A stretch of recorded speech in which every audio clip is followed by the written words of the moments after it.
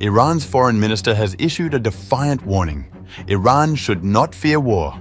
Speaking in Hamedan, Abbas Araghchi vowed that hesitation only invites aggression, declaring Iran stronger than ever after the 12-day war. As Tehran tightens ties with Russia and China, Washington hits back, unleashing new sanctions to cripple Iran's missile and drone power. The message is clear. The fight between Tehran and Washington is far from over.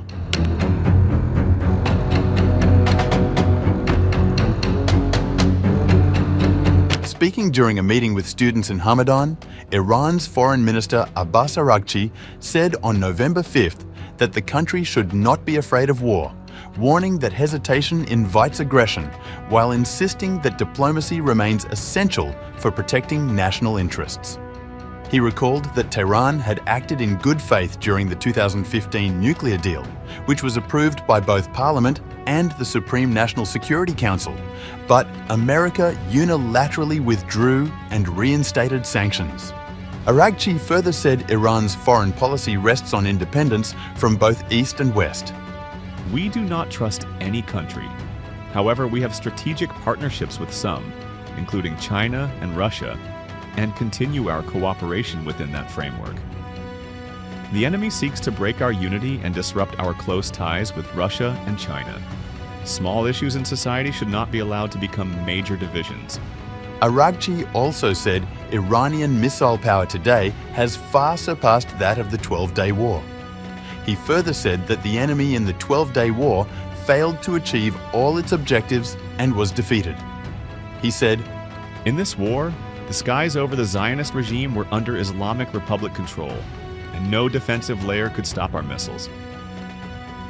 Araghchi affirmed the effectiveness of Iran's response and highlighted the indigenous power that forced what he called the enemy's retreat.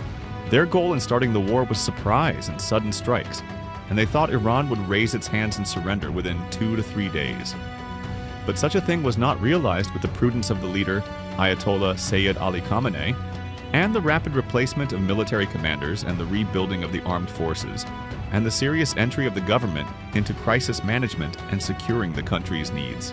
The minister attributed Iran's resilience not only to military strength and leadership, but also to the unwavering support of the Iranian populace, while cautioning the public to remain vigilant against divisive tactics.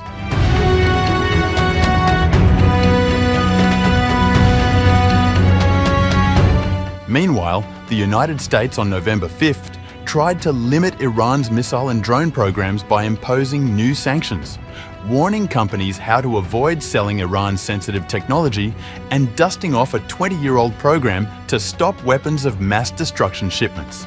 The United States announced the steps as UN sanctions on Iran's ballistic missile program expired under the defunct 2015 Iran nuclear deal, and amid renewed Western criticism of Iran for backing Hamas. Washington and its allies fear the expiration of the UN sanctions on November 5th may make it easier for Iran to develop and export missile and drone technology, including to Russia, which has used Iranian drones in its war against Ukraine. However, Iran has denied sending drones to Russia for use in Ukraine. In its most tangible action, the US Treasury said it imposed sanctions on 11 individuals, 8 entities, and 1 vessel based in Iran, Hong Kong, China, and Venezuela that enable Iran's destabilizing ballistic missile and drone programs. The US government also issued an Iran ballistic missile procurement advisory to industry, laying out what it said were the deceptive practices that Iran uses to obtain parts for its ballistic missile program from around the world. In a joint statement, more than 45 states, including the US and close allies in Europe and Asia, committed to upholding the 2003 Proliferation Security Initiative, designed to stop shipments related to weapons of mass destruction.